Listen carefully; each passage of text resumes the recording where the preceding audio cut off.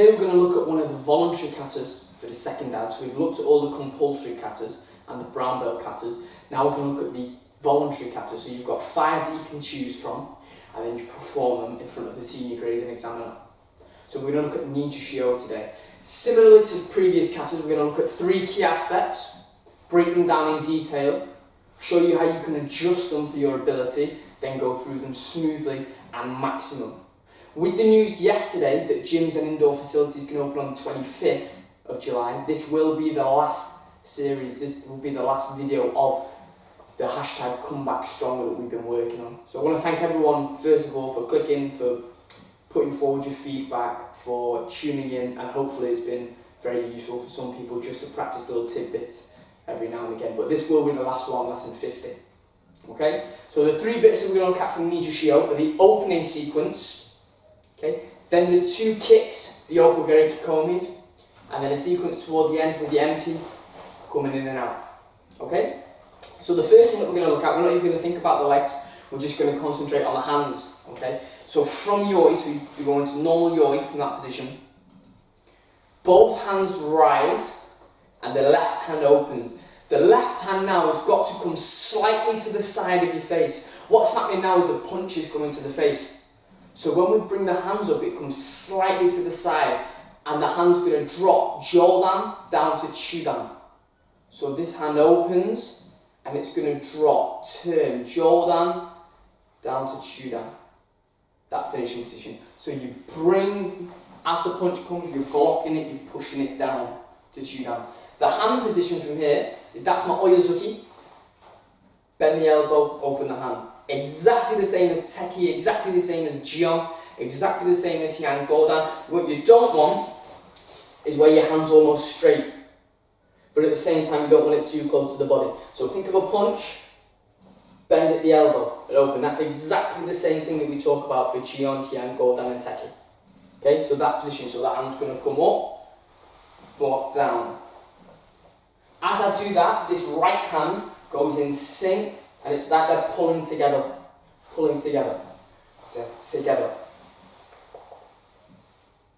That's stop. And this hand as well, what it's not doing is coming round, and what it's not doing is where my elbow's pointing off to the back. What we'll talk about with the punches, that point of the elbow has got to pull into the middle of your back. So when you drop down, it comes back. So if I do it from the back, this elbow as I come up, I drop down, and I'm keeping it tight to the back so that I'm using my lat. From that position, left hand doesn't move. All that's going to happen is you relax, and I'm going to send the right hand straight. The right hand straight. That's all it does, it goes in straight. So we've got that first block, send the right hand straight. That goes under. Then this is the tricky bit. Okay. All that's going to happen, the hand that's on top here is going to drop to my hip. It drops to my right hip. As I do that, this right hand's going to come round and grab the top. It's going to grab. Similar to basai dai, we're going to grab. So as this right hand pulls back and goes over the top, that feeling, back and over the top, this left hand drops. So that's the same position as you would be for uchiuki. And my right hand's grabbing on top. So you pull back, then as you go to catch with the right, just drop the left. So you should end up with your right hand straight, with your left hand low. As you do that now, you're going to squeeze with the right hand and pull back. The left hand in this position is just slowly going to rise up. When I've got it there in the uchiuki, I don't want a straight arm. But when I've got it there slightly bent and I can just rise up, that's the finishing position. You don't want to be pointing MP, and you don't want your arm flat. You're not striking with the forearm. That is pulling up. So there's a slight bend, but not too extreme and not too shallow. So one of the ways to get around that is if you put your left fist on your hip, and then slowly pull up. That's roughly the correct angle. So from that position, as I pull with my right, again, I'm pulling. So I'm not pulling out, And as I get that twist, that elbow staying tight, pulling, coming up with a slight angle on my chest. Okay, so smoothly, I've got the hand that comes up and down. Left hand stays where it is. Right hand drives in. The right hand then comes back, loops over the top as the left drops. So the preparation now is I've got my left hand low, my right hand high, and then I'm pulling up. Slight angle on the chest. The feet, footwork, we'll do it facing this way because we've got room. You're going to go into back stance. As you go into back stance, if this is my regular back stance, that position, you want to go slightly further back with that back leg. So the right leg which moves backwards, because what you've got to do is as you move, this left leg's got to pull back slightly. So if I've got a marker here, which is where my feet start, what I'm not doing is this. I'm coming back with that foot staying. As I come back with my legs, I've come in, I've got to come back from that line. But so my stance isn't too short, I've got to go back further than I would normally do with that right leg, and then pull that left leg in, whilst being smooth. Okay? So the front leg from there comes in, and I bend. Then go back with the right, smoothly. Just pull that left. Okay? So you're finishing there in back stance. It's then front back, front back. So left leg moves in, as does the right. So I'm keeping that back stance, just sliding in. That's the first step, sliding in. I'm then going to make a slightly longer front stance. So I push forward with that front leg into a slightly longer front stance. I'm going to lock that leg there and I'm going to pull up with that back leg. You've got to keep the bend on this leg. What you're not trying to do is go from this position straight. You want to keep the bend on this leg, keep it low, push your hip up and through it. It gets to a point where that leg can't pull anymore because of the bend on the front leg. So it's a short front stance. That's what I'm doing, I'm pushing my hip through. I'm not gradually coming up, it's a shortened front stance. So if we put the hands into it, I come in and my hands go up, pull back, that movement. I've then got front back. As I do the front back, I'm driving in with my hands. Front, back. Then I go for a long front stance with that change, then pull. Finishing position. And that's the opening sequence. Next one we've got is the kicks. The kicks, if you look at them with the fundamental principles of any kick, which is a knee lift, a drive, because we've got kikomis, and a recovery, it makes this a lot easier. A lot easier. So you'll go from the IGMP, we'll do it shoulders width to start off with. You go from the IGMP, and then drop my right to the left side of my chest. What I'm not doing is going under, it's a block. So I'm taking this hand in front of my face, palm facing, and then I'm twisting just at the end. So do it from shoulders width. Lift the knee. That's the start of the Yokogeri Kikomi. I'm going to drive and pivot. I'm going to start low. I'm going to drive and pivot. Bang. Then I'm going to recover and land. As I drive, so if you think you've blocked and grabbed, that's the kind of, you've got to have the fingers pinched. As I lift, I've got hold of his hand. I'm not leaving it out. As I drive that leg, I'm pulling back to Hikape. I've then got that recovery, and then as I land, twist in, and I've got the punch. And this is going to be in Kibadachi. So, from the IGMP, I move across, got that block, lift the knee, drive, hold that, 1, 2, 3, recover, land with your tiptoe, then send your weight in. From that position then I open the hand, palm up, goes in front of the face, twist.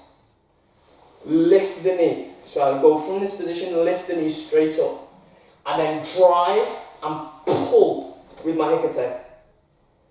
Recover, high knee, land with the tiptoe, twist in. The way to do this now, from the IGMP, is go into your kiba dash. Go into your kiba dash. Then make a short kiba dash. Don't be standing up so it's shoulders width. Do that to get the technique, then just make a short kiba dash. Then practice lifting the knee where you've got that position. Then drive in, 1, 2, recover, short kiba dash. Land with the tiptoe, then you can twist in. Then smoothly over, short kiba dash. Lift the knee. Drive in, 1, 2, 3. Recover, tiptoe, tiptoe, and then twist. The two things which you can vary now is the length and depth of the kiba dash and the height of the kicks. So you can be in your kiba dash here, and you can go kick chu down. You can be in your kiba dash and go kick gedan. Twist in, change. You can kick chu down. Same again. You can kick gedan. Especially with the kikomi, you've got to show that thrust. And that thrust is just a split second. You can do that from balancing a bit higher up and kicking gedan. We're looking for the technique, we're not looking for the height. You'd much rather twist in, be in this position, kick gedan, down at the knee and twist in. With that drive, that focus, rather than have someone who goes in and goes and swings. Which you see the focus down and then they swing up. You've got to show a dead focus. If you're going to kick someone, and you're aiming jodan, you don't kick down and swing. You pull that knee in tight and you send it along that straight line.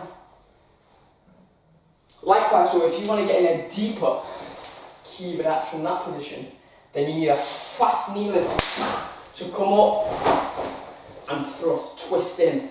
Then a fast knee lift to come up and then twist in. But you start low.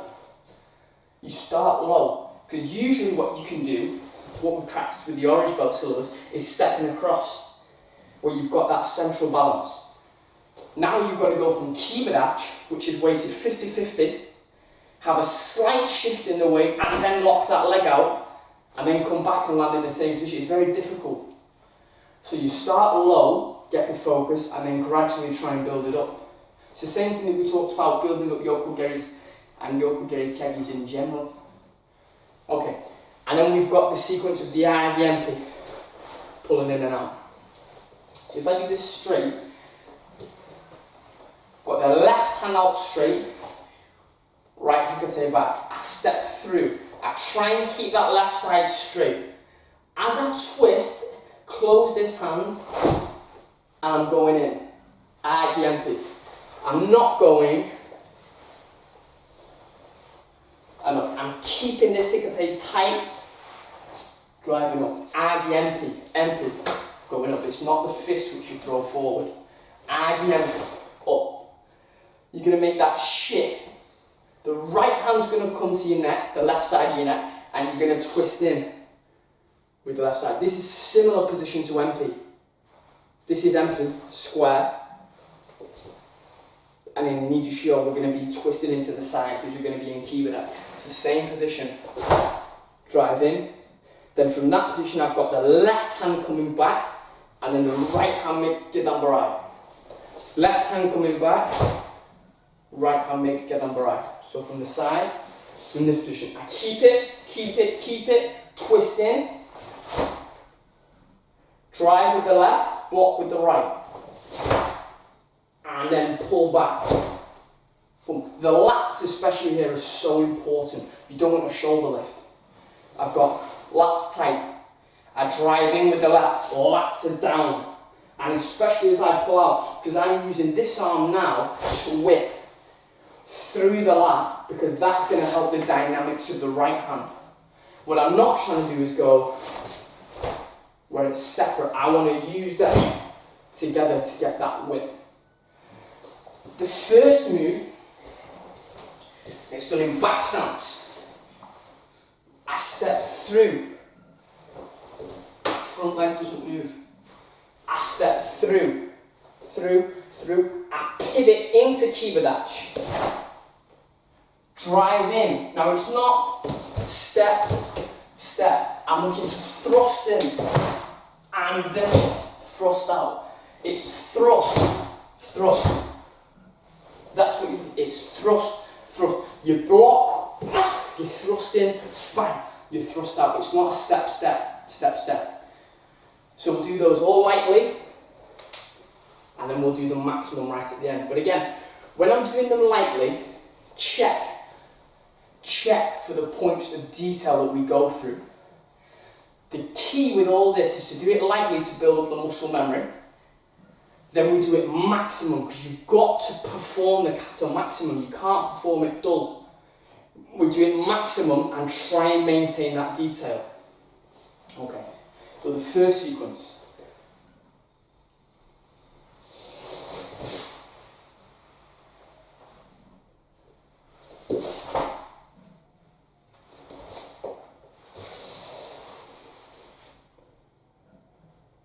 Second sequence.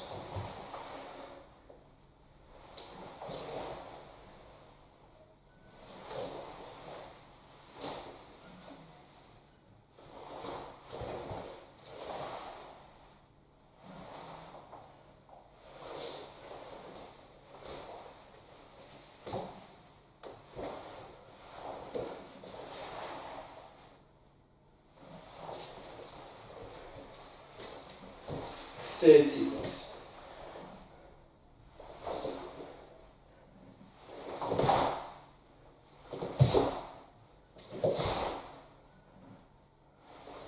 And then all the way through. So the key now, try and keep that, but with the power and the oomph.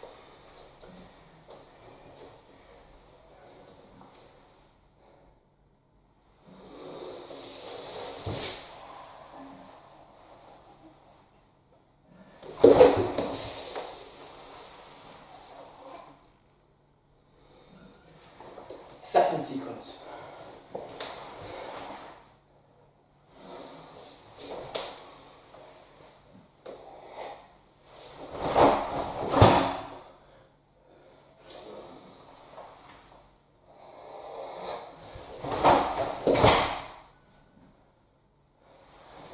And then the final sequence.